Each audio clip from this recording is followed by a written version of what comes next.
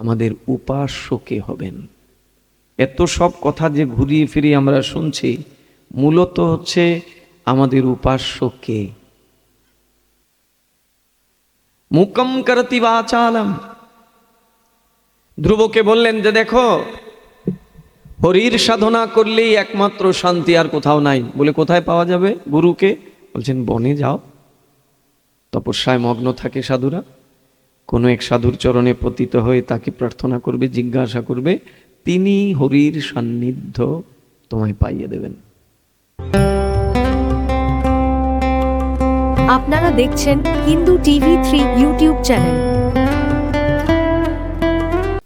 আসলেন, আসার পরে ঠিকই পেয়ে গেলেন সাধুকে। আমরা ওই কথাটাকে বেশি বিস্তার করব না, কারণ ওইদিকে যদি কথা বিস্তার করি তাহলে অন্য কথা শুনবো না। প্রসঙ্গক্রমে এনেছিলাম যে মুকম করতি বাচালম। ধ্রুব তো কোনোদিন স্কুলে যায় নাই, তার কোনো অক্ষর জ্ঞান জানা নাই, কিন্তু সেই ধ্রুব আজকে নারদের মতো এরকম গুরুর কৃপা প্রাপ্ত হয়েছেন। মায়ের কথা শুনে বের হয়ে আসছেন, মাকে জিজ্ঞাসা করছেন, মা তাহলে তুমি আদেশ দাও, আমি তাহলে যাই বনে তপস্যা করতে। বলে যাবে, আর একটু বড় হও, এখন তো একদম ছোট, তুমি মাত্র 5 বছর বয়স। কিন্তু ধ্রুবের মধ্যে এত দৃঢ়ত্ব এবং মায়ের কথার প্রতি এত তার অটুট বিশ্বাস যে মা বলেছে, অতএব এখানে কোনো অন্যথা করা যাবে না। রাতে মা ঘুমিয়ে আছেন, ঘুমের মধ্যেই তিনি পালিয়েছেন, পালিয়ে চলে গেছেন, কারণ উদ্দেশ্য তো মহৎ। আমরা অনেকেই বলি মা বাবারই সেবা করলো না, কি করলো তাহলে? ধ্রুবের চরিত্র, প্রহ্লাদের চরিত্র এক বিরাট শিক্ষা। ভগবান এই ধ্রুবের জন্য এই রথ পাঠিয়েছেন, দিব্য রথ। এই রথ তাকে নিয়ে যাবে ধ্রুবলোকে। কিছু দূর এগিয়েছেন, এগোনোর পরে ওই রথের সারথীকে বলছেন, একটু দাঁড়াও না। বলে কেন দাঁড়াবো? বলে একটু দাঁড়াও, আমার দুঃখী মাকে একটু দেখে আসি। আমাকে হারা আমার ওই মা, একমাত্র ছেলে আমি, সেই সুনীতি মাকে একটু দেখে আসি আমি, আমাকে একটু সুযোগ দাও, তারপরে এসে রথে বসবো। সারথী বলছেন, ও তুমি যার সন্তান, সেই মায়ের দুঃখ থাকতে পারে বুঝি? একটু দ্রুত গতিতে রথটাকে চালিয়ে নিয়ে গেলেন সারথীরা। গিয়ে দেখলেন সামনে আরেকটা রথ। ধ্রুবের রথ তো পেছনে পেছনে আসছিল। এবার সারথী দ্রুত গতিতে রথটা চালিয়ে নিয়ে গেলেন, গিয়ে দেখেন সামনে আরেকটা রথ, আর ওই রথের ভেতরেই অপ্সরাগণ, দেবমাতাগণ ধ্রুবের মাতাকে চামর ব্যজন করছেন। ধ্রুবের মাকে আগে চলে যাচ্ছেন নিয়ে সেই ভগবত লোকে। আমাদের নির্বুদ্ধিতা, আমাদের অজ্ঞতা, তাই আমরা বলেই দেই, আরে মাকে ছেড়ে চলে গেল, বাবাকে ছেড়ে চলে গেল। কিন্তু ও তো চলে যাওয়া নয় গো, ও তো গেল বটে, কিন্তু সে যে মাতৃকুল, পিতৃকুল, পতিকুলের 21 কুলকে উদ্ধার করে ভগবানের কাছে নিয়ে গেল। যদি ওই রকম সামর্থ্যবান সাধু হতে পারে। প্রহ্লাদকে দিব্য দৃষ্টি দিয়ে বললেন, দেখো দেখো, একবার তাকাও, তুমি তো বলছো তোমার বাবাকে আমি ক্ষমা করে দিতে, আমার বাবা তোমার সাথে অনেক অন্যায় করেছে হিরণ্যকশিপু। আচ্ছা একটু দেখো তো উপরে তাকিয়ে। দিব্য দৃষ্টি দিলেন, এখন তাকিয়ে দেখেন গোলক বৃন্দাবন, আর সেই গোলক বৃন্দাবনে রাধা গোবিন্দ বিরাজমান। সেখানে তার মায়ের কুলের, পিতার কুলের সব ওই কৃষ্ণের সেবা করছে। এক প্রহ্লাদের উপাসনায় পুরো অসুর কুলকে উদ্ধার করে নিয়ে গেছেন ভগবত চরণে। মার কাছে আদেশ চাইলেন, মা তো একটু মমত্ব দেখাবেই, বলছে যে এখন বড় হও নাই তো, একটু বড় হও পুত্র, তারপরে যাবে, তুমি তোমার একমাত্র পুত্র। চিন্তা করলেন যে মায়ের ওই মমতার কথা শুনলে হবে না, আমাকে শীঘ্র শীঘ্র ভগবানকে পেতে হবে। আর এই সুযোগ, মা ঘুমিয়েছে, এখন পালাবো। পালিয়ে গেলেন। সৌভাগ্যক্রমে মা বলেছিল বনে গিয়ে পাবে সাধু, সেই সাধুর চরণে পতিত হয়ে তাকে জিজ্ঞাসা করবে, তিনি বলবেন ভগবানের ঠিকানা, ওটা আমি বলতে পারবো না। পেলেন তো পেলেন, নারদ ঋষিকে পেয়ে গেলেন। কৃপাও হয়ে গেল প্রথম সাক্ষাতে। নারদ জিজ্ঞাসা করলেন, কি তোমার পরিচয় কি? এই গহীন বনে কি করতে এসেছ? বলছে, আমি কৃষ্ণ ভজন করতে এসেছি। কৃষ্ণ ভজন করতে এসেছ? এইখানে কি করবে? বলে, আমার মা বলেছেন যে নিরালায় জনমানব শূন্য স্থানে মহাত্মারা ভজন করেন, তাই আমি মহাত্মাদের সান্নিধ্য পাবার জন্য এসেছি। আপনি তো মহাত্মা, আপনি কৃপা করুন, আপনি আমাকে বলুন আমি কি করে ভগবানের সাধনা করব, দৃঢ়ত্ব কেমন? নারদ বলছেন, আরে যাও যাও, রাজার ছেলে এসেছো ভজন করতে, দুদিন পরে কোথায় যাবে তোমার ভজন? জানো এই বনে কত হিংস্র পশুরা আছে, খেয়ে ফেলবে তোমাকে। নারদ ঋষি এই কথা বলছেন, আর ধ্রুব বলছে, তুমি তো সাধু, এতে সন্দেহ নাই, কিন্তু সাধু হয়ে তুমি আমাকে আবার ওই বিষয়ের জালে ফেলছো।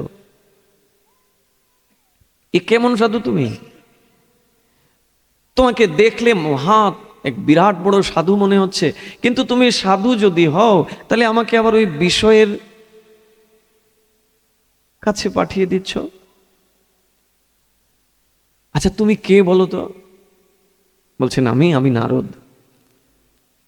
ধ্রুব বিশ্বাসই করতে চাইছে না, বলছে, নারদ যদি হতে তুমি, তাহলে তুমি কখনোই আমার এই সংসারে পাঠাতে না। নারদের একটাই কাজ, যদি কারুর নারদের সঙ্গ হয়ে যায় তাহলে নারদ কি করেন, ওই সংসারের আসক্তি থেকে উঠিয়ে তারে কৃষ্ণের চরণে পৌঁছিয়ে দেন। তো তুমি কেমন নারদ? তুমি আমারে আবার ওই সংসারের ওই গেরাকলের মধ্যে পাঠাতে চাইছো? বলছে, আমি তোর পরীক্ষা করছিলাম, উত্তীর্ণ হয়েছ, যাও স্নান করে আসো। আসলেন, পাঞ্চরাত্রিক মন্ত্রে দীক্ষা দিয়ে দিলেন। এই মন্ত্রের প্রতি কত নিষ্ঠা ধ্রুবের! ওই কৃষ্ণ মন্ত্র প্রাপ্ত হওয়ার পরে কৃষ্ণ ছাড়া আর কাউকে তিনি উপাস্য হিসাবে নেন নাই। আমাদের মূল বক্তব্য বিষয় যে আমাদের উপাস্য একজন, বাকি সবাই প্রণম্য। ওই উপাস্যের আসনে আর কাউকে আমি বসাতে পারবো না, যদি সেই নিশ্চলা ভক্তি থাকে আমার। এটারই বলে অনন্য ভক্তি। ন অন্য ইতি অনন্য, যার আর অন্য কোথাও ভক্তিটাকে রাখে নাই, একমাত্র কৃষ্ণতে অনন্য ভক্তি রেখেছে, তিনি প্রকৃত উপাস্য রূপে কৃষ্ণকে নিয়েছেন। ধ্রুব গুরুর কাছ থেকে সেই মন্ত্র পেয়ে সাধনা শুরু করলেন। মাত্র 6 মাস সাধনা করতেই সাক্ষাৎকার হলো ভগবানের। ভগবান নিজে চলে আসলেন। কি শ্লোকটা ছিল? মুকম করতি বাচালম পঙ্গুং লঙ্ঘয়তে গিরিম। মূর্খ ব্যক্তিও, যার শব্দের সাথে পরিচয় নাই, যার অলংকার নাই, কিচ্ছু নাই, সেও কেমন করে স্তুতি করে দেখুন। ধ্রুব তার জ্বলন্ত উদাহরণ। ভগবানকে সাক্ষাৎ করছেন চোখের সামনে, দেখেই ভগবানের স্তুতি করার ইচ্ছা জাগছে মনে, যে প্রভু তুমি তো এসেছো, আমার তোমাকে বন্দনা করব, তোমার স্তুতি করব। ভগবানের মন্দিরে গিয়ে খালি খাড়া খাড়া ভগবানকে দেখতে আছে বুঝি? ভগবানের মন্দিরে গিয়ে ভগবানকে পরিক্রমা করতে হবে, যতটা জানি ততটা তার স্তুতি করতে হবে, তাতেই তো ভগবানের প্রসন্নতা। ধ্রুবের মনে অভিলাষ, প্রভু তুমি এসেছো, তোমার স্তুতি তো করব, আমার তো কিছু জানা নাই, কোন অক্ষর জ্ঞান কিছুই জানি না। অন্তর্যামী ভগবান তিনি কি করলেন? ধ্রুবের কপলে তার দিব্য শঙ্খটা ঠেকিয়ে দিলেন। ভগবান তার দিব্য শঙ্খটাকে ধ্রুবের কপলে লাগিয়ে দিলেন। নিরন্তর একের পর এক স্তুতি ধ্রুব করতে লাগলেন ভগবানের, যার বর্ণনা বিশদভাবে শ্রীমদ্ ভাগবতে দিয়েছেন। মুকম করতি বাচালম, যে কোনোদিন স্কুলে যায় নাই, যার কোনো অক্ষর জ্ঞান কিছুই নাই, কোনো শব্দের সাথে যার পরিচয় নাই, সে আজকে ভগবানের অনর্গল একের পর এক স্তুতি করে যাচ্ছে। এটাই হলো মাধবের কৃপা। যৎ কৃপা তমহং বন্দে পরমানন্দ মাধবম। সেই পরমানন্দময় ভগবানের মাধবের কৃপা যদি কারুর উপরে হয়, তাহলে সে বাচাল হলেও, মূর্খ হলেও সে স্তুতি করতে শুরু করে দেয়। মহাপ্রভু তো আরো এক ধাপ এগিয়ে। মহাপ্রভুর কৃপা তো বলে শেষ করা যাবে না। মহাপ্রভু ওইদিকে তো ধ্রুব কথা বলতে পারে, নারদের সাথে কথা বলেছেন, আবার নারদ যে কথাগুলো বলেছেন সেগুলো শুনেওছেন, কৃপাও পেয়েছেন। আর মহাপ্রভু এমন একজনকে কৃপা করলেন এই কলিযুগে, জানেন, ইনি বোবা আবার কালাও, কানেও শোনে না, কিছু বলতেও পারে না। মুকম করতি বাচালম। আসলে রাত অনেক হয়েছে তো এই জন্য সবাই ঘুমিয়ে পড়ছেন। 10:30 বাজে।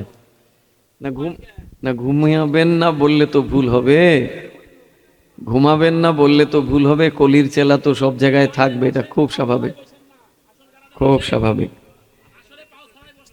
আচ্ছা যাই হোক বাবা, এরকম বলতে নাই, কারুর মনে কষ্ট দিয়ে কিছু বলা উচিত নয়। এটা হচ্ছে এমন একটি যন্ত্র, এই যন্ত্রের দ্বারা সব কিছু হয়।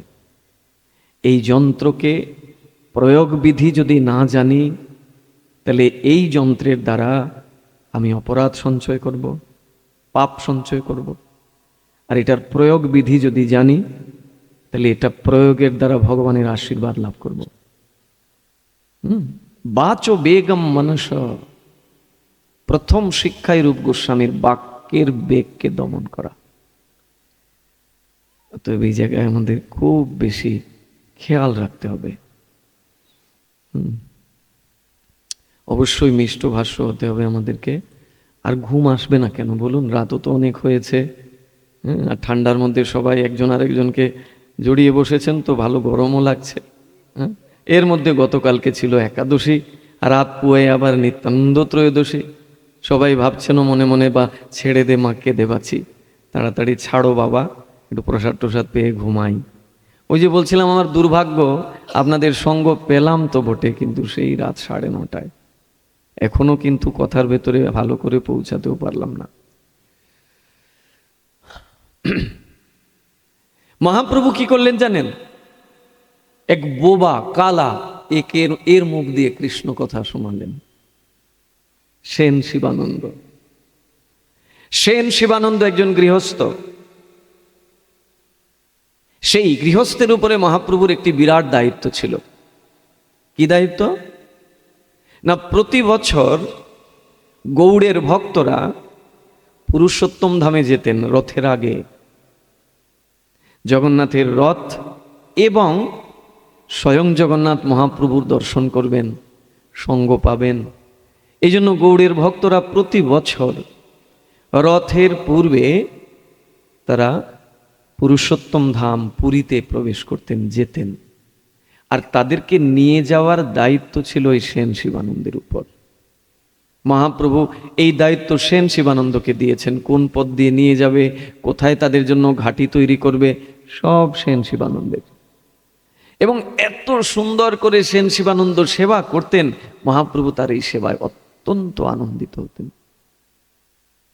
একবার কি হয়েছে, ভক্তদেরকে নিয়ে ফিরে আসবেন সেন শিবানন্দ, মহাপ্রভুকে প্রণাম করতে বলছেন। মহাপ্রভু বলছেন, আগামীতে তুমি তোমার কনিষ্ঠ ছেলেকে নিয়ে আসবে।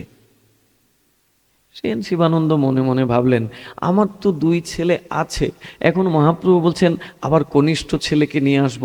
সন্তানের তো কোনো লক্ষণ টক্ষণ নাই, কিন্তু প্রভু বলছেন, কথা তো একদম মিথ্যাও হতে পারে না। চৈতন্য চরিতামৃতে উল্লেখ রয়েছে, ওই কনিষ্ঠ সন্তান যে সেন শিবানন্দের, এটা মহাপ্রভুর বরপুত্র, মহাপ্রভুরই বরপুত্র। আশ্চর্যের বিষয়, 1 বছর যেতে না যেতেই সত্যি সত্যি সন্তান চলে আসলো তো।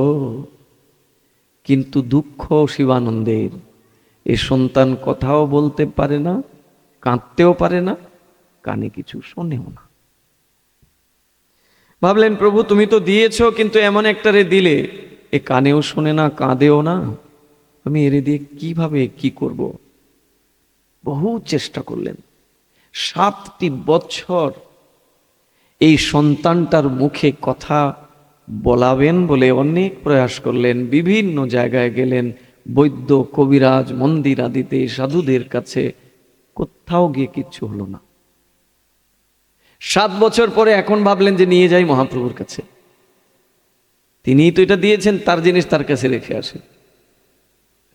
নিয়ে আসলেন মহাপ্রভুর কাছে, এনে মহাপ্রভুর চরণে ফেলেছেন। দেখা মাত্র মহাপ্রভু বলছেন, এরে নিয়ে যাও, এরে নিয়ে যাও, এর দ্বারা সংসারে আমার কোনো কাজে লাগবে না, এর দ্বারা তো আমার সংসারের কোনো কাজেই লাগবে না, এ কানেও শোনে না, মুখেও কিছু বলতে পারে না, এরে এনেছো কেন, এটা তোমার কাছে নিয়ে যাও।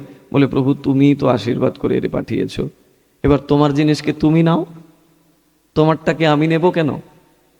দেখুন ভক্ত এবং ভগবানের কেমন মিত্রতার সম্পর্ক, কেমন বন্ধুত্বের সম্পর্ক। এখানে কোনো অপরাধ বোধ নাই, পাপ বোধ নাই। আমাদের তো একটু কিছু হলেই যদি অপরাধ হয়ে যায়, কারণ ভগবানের সাথে এখনো সম্বন্ধই তৈরি হয়নি। এই জন্যই ওই মুহূর্তে মুহূর্তে খালি অপরাধ অপরাধ অপরাধ চিন্তা। কৃষ্ণকে এখানে এখনো বসাতে পারিনি ভালো করে, এই জন্যই অপরাধ বোধের চিন্তা। এখন মহাপ্রভু বলছেন, তুমি এরে আনলে কি করে, আমি এরে দিয়ে কি করব বলো তো? একদিকে মহাপ্রভু এই কথা বলছেন, তোমার ছেলেরে নিয়ে যাও, আবার আরেকদিকে কি করেছেন জানেন? মহাপ্রভুর চরণের বৃদ্ধাঙ্গুষ্ঠ, ওই বুড়ো আঙ্গুলটা ছেলের মুখে ঢুকিয়ে দিয়েছেন। সেন শিবানন্দের ওই ছেলের মুখে ওই বৃদ্ধাঙ্গুষ্ঠটা ঢুকিয়ে দিয়েছেন। আর সেন শিবানন্দের ছেলেও ওইটাকে চুষতে শুরু করেছে। মা যেরকম সন্তানকে স্তনপান করায়, ঠিক তদ্রুপ মহাপ্রভুর ওই বৃদ্ধাঙ্গুষ্ঠটাকে সে চুষতে শুরু করেছে। অনেকক্ষণ ধরে চুষছে, চুষতে চুষতে হঠাৎ মহাপ্রভু বলছেন, এই কৃষ্ণ বলো। পুত্রকে বলছেন, কৃষ্ণ বলো। ভ্রুক্ষেপ নাই। কৃষ্ণ বলো না কেন? 3 বার বললেন, কোনো ভ্রুক্ষেপ নাই। মহাপ্রভু তখন স্বরূপ দামোদরকে বলছেন, স্বরূপ, আমি স্থাবর জঙ্গম সকলকে কথা বলিয়েছি, বৃক্ষকে পর্যন্ত কথা বলিয়েছি, বনের পশুকে পর্যন্ত বলিয়েছি। বৃন্দাবনে যখন মহাপ্রভু যান ঝাড়িখণ্ডের পথ দিয়ে, তখন যেতে সময় এক বাঘের সাথে পা লেগে গেল। হিংস্র বাঘ শুয়েছিল, মহাপ্রভু যাচ্ছিলেন, পথটত্ত ছিল না, ওই জঙ্গলের ভেতর দিয়ে ছুটেছেন উন্মাদ হয়ে, বৃন্দাবনে যাচ্ছেন। পাটা লেগে গেল একটি বাঘের গায়ে। ওই বাঘটাকে পা লেগে গেছে। মহাপ্রভু ভাবলেন, ওহো হো হো, এর পা লেগে গেল, অপরাধ করে ফেললাম। বাঘটাকে উঠালেন, উঠিয়ে বাঘটাকে বললেন, হরে কৃষ্ণ হরে কৃষ্ণ। বাঘও হাত তুলে বলতে লাগলো, হরে কৃষ্ণ হরে কৃষ্ণ।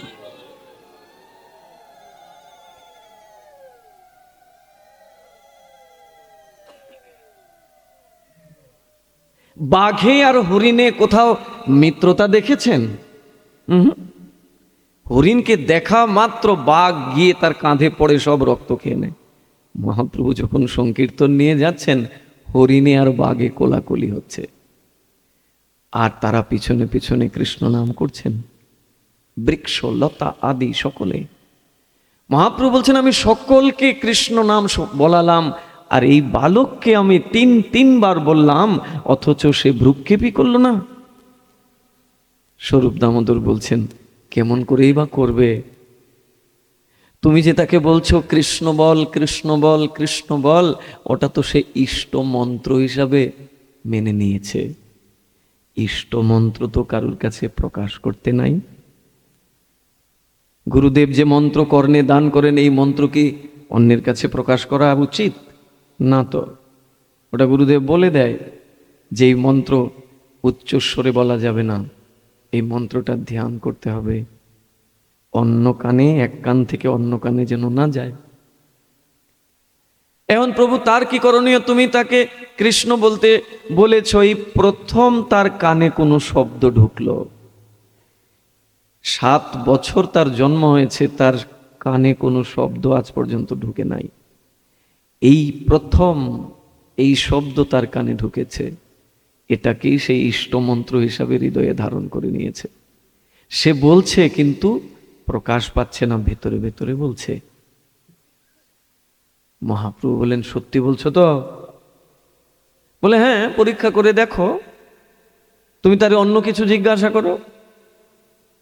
এখন যেই মহাপ্রভু বললেন সেই সেন শিবানন্দের কনিষ্ঠ পুত্রকে, বলো ভগবানের স্তুতি করো, যেই বললেন, চৈতন্য চরিতামৃতে আছে সেই শ্লোকাবলীগুলো, এমন শ্লোক কীর্তন করতে শুরু করলেন যে শ্লোকের ধারে কাছে শ্রুতি স্মৃতি পুরাণ পৌঁছাতে পারে না। শব্দ সংযোজন, অলঙ্কার, ছন্দ, তাল, লয় সবগুলোকে সংমিশ্রণ করে এমনভাবে স্তুতি করতে শুরু করলেন, মহাপ্রভু জড়িয়ে ধরলেন ওই বালককে। মুকম করতি বাচালম। ধ্রুব তো কথা বলতে পারতো, শুনতে পারতো, মহাপ্রভু তো এমন কৃপা করলেন এ কথাও বলতে পারে না, কথা শুনতেও পারে না, তার মুখ দিয়ে তিনি কৃষ্ণ নাম উচ্চারণ করালেন। বিশ্বাসটা কেবল তার চরণে রাখতে হবে। তিনি আমার উপাস্য, আর সব প্রণম্য। এই যার মন্দিরে বসে আছি আমরা, যার মন্দিরে বসে প্রভুর কথা শুনছি, সেই মাতা পার্বতী একদিন প্রশ্ন করছেন দেবাদিদেব মহাদেব শিবকে, বলছেন, প্রভু তুমি তো ঈশ্বর, আমি তো তোমারই ধ্যান করি, তোমারই তপস্যা করি, কিন্তু তুমি আবার কার উপাসনা করো?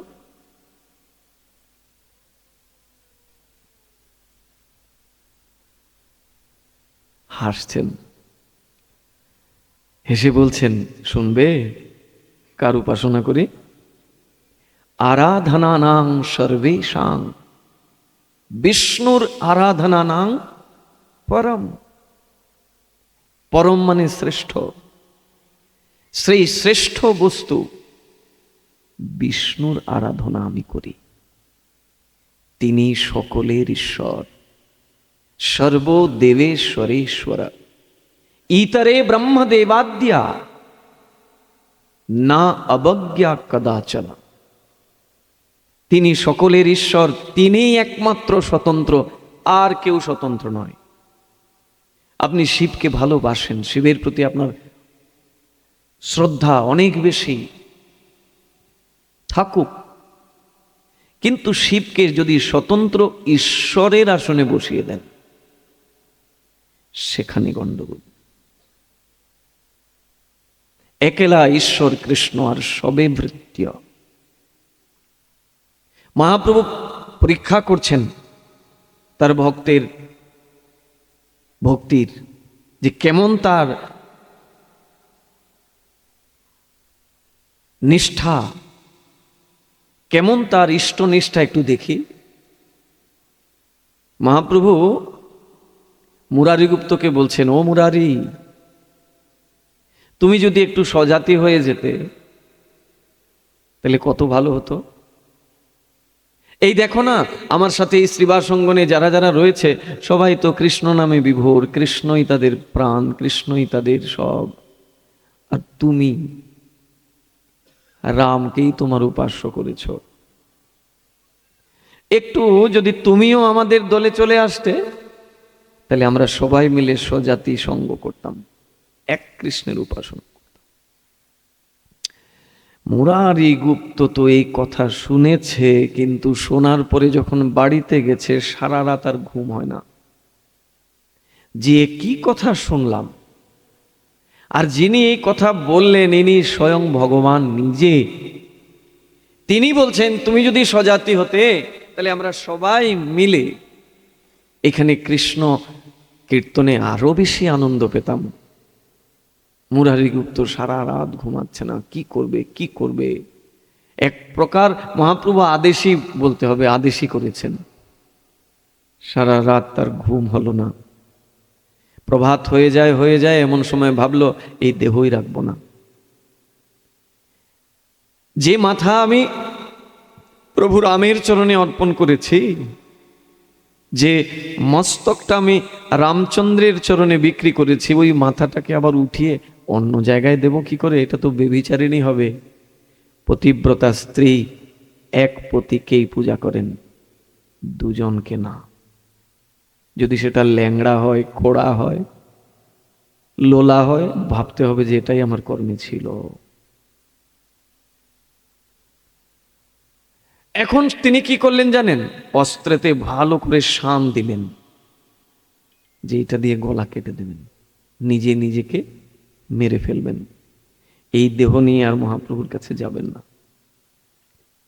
অন্তর্যামী মহাপ্রভু ঠিক চলে আসলেন, এসে বাইরে থেকে ডাকছেন, মুরারি মুরারি মুরারি, দরজা খোলো। মুরারি দরজা খুলতেই মহাপ্রভু জড়িয়ে ধরে বলছেন, আমি তো তোমার ইষ্ট নিষ্ঠার পরীক্ষা নিচ্ছিলাম, কেমন ইষ্টতে তোমার নিষ্ঠা। আমি আর রাম ভিন্ন নহে, কৃষ্ণ আর রাম ভিন্ন নহে। দেখো এবার আমাকে। এবার তাকিয়ে দেখছে সেই মহাপ্রভুর শরীরেই স্বয়ং রামচন্দ্র এসে প্রকট হয়েছে। মুরারি গুপ্ত তার উপাস্য, তার ইষ্টকে দেখছে মহাপ্রভুতেই। ইষ্ট নিষ্ঠাটা এমন হওয়া উচিত, কিন্তু আমাদের ইষ্ট নিষ্ঠাতে দুর্বলতা রয়েছে অনেক। আমরা বলি না, বিপদ থেকে একটু রক্ষা পাবো, এই জন্য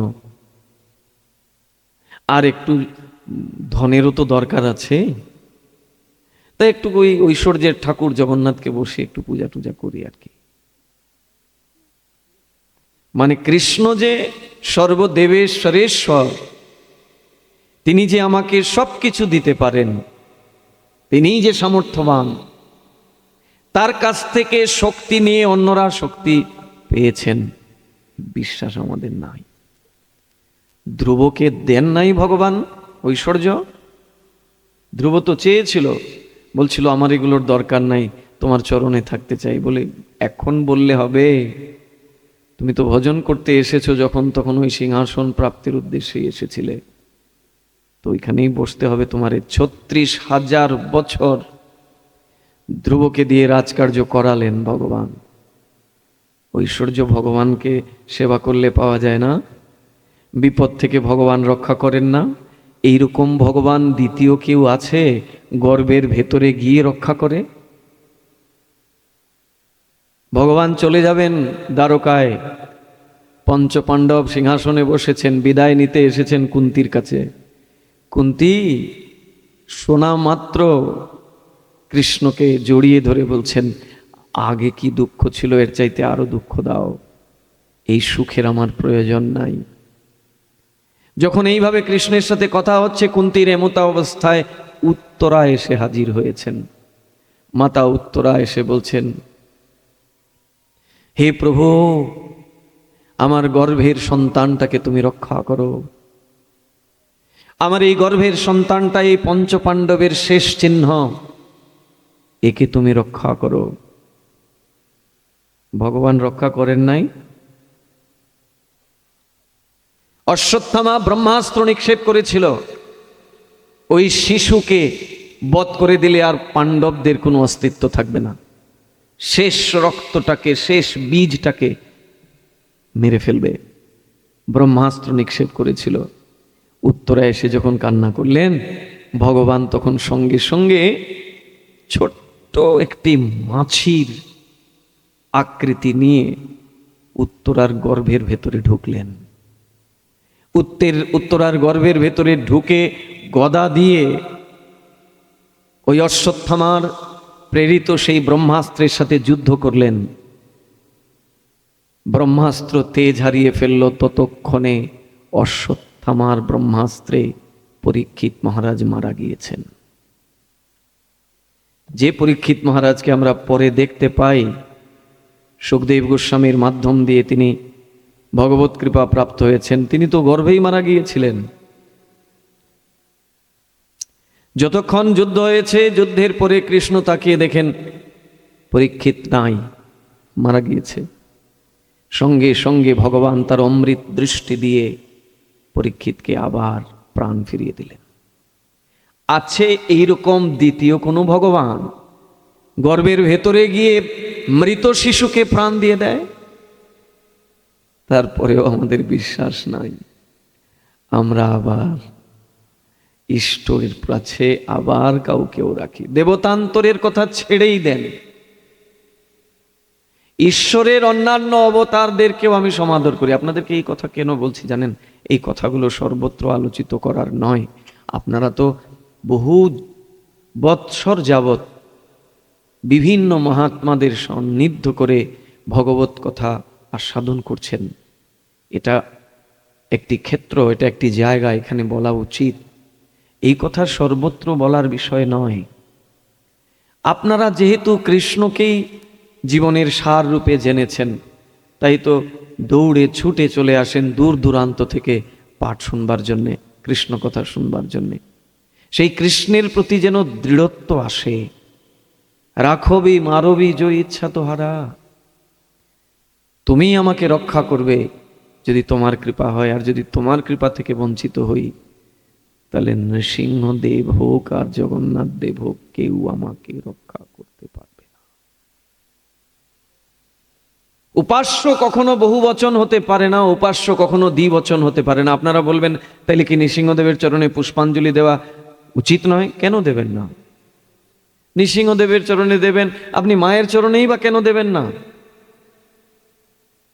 যদি আপনার মায়ের প্রতি সেই শ্রদ্ধা আছে দিন, কিন্তু দেওয়ার বিধানও তো আছে। ওই মাকে যদি স্বতন্ত্র ঈশ্বর রূপে আপনি পূজা করেন তাহলে সেটা শাস্ত্র বিরুদ্ধ মত হবে। ওই মাও অভিলাষ করে ভগবানের প্রসাদ পাবার জন্য। ওই মা অনন্ত কোটি ব্রহ্মাণ্ডের সকলেই লালায়িত থাকে ভগবানের প্রসাদ পাবার জন্যে। বৈষ্ণবরা কি শিবের পূজা টুজা করে না নাকি? কি মনে করেন? গিয়ে দেখবেন তো বৈষ্ণবদের মন্দিরে ওই ক্ষেত্রপাল রূপে শিবকেই বসিয়ে রেখেছে। যান 4টি ধামে, বৃন্দাবনে, মায়াপুরে, পুরুষোত্তম ধামে, নাই সেখানে শিব? পাহারাদার হিসাবে আছেন, ধামকে রক্ষা করার শক্তি সঞ্চার করে দিয়েছেন স্বয়ং ধামেশ্বর শিবকে। তুমি পারো আমার এই ধামকে রক্ষা করতে, কারণ তুমি যে সরল বৈষ্ণব। সরল বৈষ্ণব ছাড়া আমার ধামকে কেউ রক্ষা করতে পারে না। তা বৈষ্ণবরা কি শিবের পূজা করে না? করে, কিন্তু বিধি পূর্বক করে। শিবকে স্বতন্ত্র ঈশ্বর বলে পূজা করে না, শিবকে ভগবানের দাস রূপে পূজা করে। বৈষ্ণবানাং যথাসম্ভব। শিবজি মহারাজ হচ্ছেন বৈষ্ণব অগ্রগণ্য। ভৃগু মহারাজকে দিয়ে তো দেখিয়েছেন, পরীক্ষায় যখন পাঠিয়েছিলেন কে শ্রেষ্ঠ, ব্রহ্মা না শিব না বিষ্ণু? ভাগবতেই আছে তার বর্ণনা। কাকে শ্রেষ্ঠ করেছিলেন ভৃগু মহারাজ? বিষ্ণুকে। করবেনই না কেন? শিবের মধ্যেই ক্রোধ দেখলেন, ব্রহ্মার মধ্যেও দেখলেন ক্রোধ। বলছে ভগবান, অথচ এদের মধ্যে এত ক্রোধ, এরা ভগবান হতে পারে না। সোজা গেলেন বৈকুণ্ঠে বিষ্ণুর দ্বারে। তখন লক্ষ্মী দেবী বিষ্ণুর সেবা করছেন। আর ভৃগু ঋষি গিয়ে কি করছেন জানেন? গিয়েই তার পা দিয়ে বিষ্ণুর বক্ষস্থলে আঘাত করেছেন, পদাঘাত করেছেন। ভৃগুর চিহ্ন আছে বলে না, ভৃগুর পদচিহ্ন। ক্রোধ করেছিলেন ভগবান। ভগবান ভৃগু ঋষিকে বলছেন, ও হো হো, আপনার এই কমল পায়ে আঘাত লেগে গেছে। আমার এই কঠিন হৃদয় আপনার এই কমল চরণটাকে আঘাত দিয়ে দিল, আপনি আমায় ক্ষমা করে দেন। এই না ভগবান, ঘোষণা দিয়ে দিলেন ভগবান বিষ্ণু কৃষ্ণ, যিনি সবকিছু সামর্থ্য রাখেন। সচ্চিদানন্দ রূপায় বিশ্বৎপত্যাদি হেতবে তাপত্রয় বিনাশায় শ্রীকৃষ্ণায় বয়ম নমঃ। ভাগবত তো শুনি আমরা, ভাগবতের মূল মন্ত্রটাই তো এটা। ব্যাসদেব কার চরণে প্রণত হয়েছেন? প্রারম্ভেই বলছেন আমি যার কথা বলবো এখন তিনি কে? তিনি কৃষ্ণ, সচ্চিৎ আনন্দময় বিগ্রহ তিনি। তার সঙ্গ করলে সব কিছু মিলে যায়। ভক্তবৃন্দ অনেক কথা, দেখুন আজকে তো গান টান করলামই না, কি গান করব? সময় আছে গান করার? এখানে একজন বলছেন বাবা গান করেন, দেখবেন ঘুম পালাবে না। শেষে আসছি আমরা, রাতে 11টা বেজে গেল, কথা তো কিছুই হলো না। আপনারা ভক্ত, আপনাদের বহুদিনের ভজনের অভিজ্ঞতা, আমার এই বাবা পূজনীয় মহাত্মা সম্মুখে বসেছেন, তার সম্মুখে কৃষ্ণ কথা বলা এটা একরকম দৃষ্টতাই আমার, কিন্তু এটা তার করুণা জানবো আমি। এই করুণার পাত্র জেনে আমি একটু শুধু ইষ্টগোষ্ঠী করেছি মাত্র, একটু আমরা আমাদের ইষ্টকে নিয়ে অনুশীলন করেছি। এখানে উপদেশ যদি আপনারা ভাবেন যে আমি কোনো উপদেশ করেছি, তাহলে এটা আমার সবচেয়ে বড় অপরাধ হবে। উপদেশ দেবার মতো যে যোগ্যতা সেটা ন্যূনতমও নাই আমার মধ্যে। উপদেশ তো তারা করতে পারেন। তো আমরা যেহেতু সুযোগ পেয়েছি, সবাই মিলে একটু কৃষ্ণ কথা অনুশীলন করেছি মাত্র, যাতে আমাদের ইষ্টের প্রতি আমাদের নিষ্ঠাটা আরো দৃঢ় হয়। যদি কেউ ইষ্টের কৃপা পায়, তাহলে একটা পঙ্গু ব্যক্তিও গিরি গোবর্ধন অতিক্রম করতে পারে। যদি কারোর প্রতি ইষ্টের কৃপা হয়ে যায়, তাহলে সে মূর্খ ব্যক্তিও স্তুতি করে নিতে পারে ভগবানের। অতএব আমাদের কার চরণে শরণাগত হওয়া উচিত? কৃষ্ণ চরণে। এবার বাকিদেরকে পূজা করতে পারি, করব না যে তা নয়। যদি আমার মনে হয় যে এতদিন পূজা করেছি এখন করব না, করুন, কিন্তু ওই উপাস্যের আসনে রাখা যাবে না। উপাস্য তো একমাত্র কৃষ্ণ। এক সাধে সব সাধে, সব সাধে कोई न साधे। एक साधे सब साधे मतलब একজনের সাধনা করলে সবার সাধনা হয়ে যায়। সব সাধে कोई न साधे, আর সবার ঘটে একটু একটু করে দেবেও, আসলে তার কোনো সাধনাই হবে না। এক সাধে সব সাধে, সেই কৃষ্ণই হচ্ছেন এক। এককে বাদ দিয়ে যেরকম শূন্যদের কোনো মূল্য নাই, একের পেছনে আপনি যত শূন্য লাগাবেন তত একের মান বাড়তে থাকবে। একটা শূন্যতে 10, আরেকটাতে 100, আরেকটাতে 1000, আরেকটাতে 10,000। হ্যাঁ, যত বাড়াবেন তত তার মূল্য বাড়তে থাকবে। অনেক বেড়েছে তো, বড় মোটা করে একটা শূন্য বসিয়ে দিলেন একের পেছনে, শূন্যের মূল্য পাচ্ছেন আপনি। এবার অনেকগুলো শূন্য বসিয়েছিলেন, এবার সামনে থেকে একটাকে সরিয়ে নেন দেখি, ওই যে এতগুলো শূন্য রয়েছে, এগুলোর কি কোনো মূল্য আছে? কোনো মূল্য নাই। সেই একটাই হলেন কৃষ্ণ, একম অদ্বিতীয়ম কৃষ্ণং বন্দে জগদ্গুরুম। সেই কৃষ্ণেরই আরাধনা মহাপ্রভু আমাদেরকে বলছেন করবার জন্যে। মহাপ্রভুর মতের বাইরে আর কারুর মতকে প্রাধান্য দেয়া যায় না। কৃষ্ণ সর্বসামর্থ্যবান, দেখিয়েছেন তিনি ব্রজলীলায়।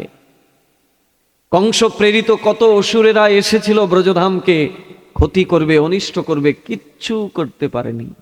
বাল বাঁকা কর না সকে, যাকো রাখে সাই। বাল বাঁকা কর না সকে, যাকো রাখে সাই। ভগবান যাকে রক্ষা করবেন তার একটা চুলকে বাঁকা করতে পারবে না কেউ, মারা তো দূরের কথা। এটার প্রতি বিশ্বাস আনতে হবে আমাদের।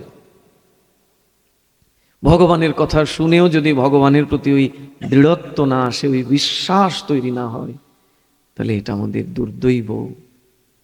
এই হরিনামের প্রতি নিষ্ঠা রাখতে হবে আমাদের। এই হরিনাম সামান্য কোনো নাম নহে, সর্বশক্তি তত্রার্পিতা। মহাপ্রভু বলছেন আমি সমস্ত শক্তি ওই নামেতে অর্পণ করেছি। তত্রার্পিতা নিয়মিত স্মরণে নো কালহ। এই নাম তোমরা নিয়মিত স্মরণ করতে পারবে, কোনো কালাকাল বিচার রাখেননি। এটাই তো মহাপ্রভুর দয়া।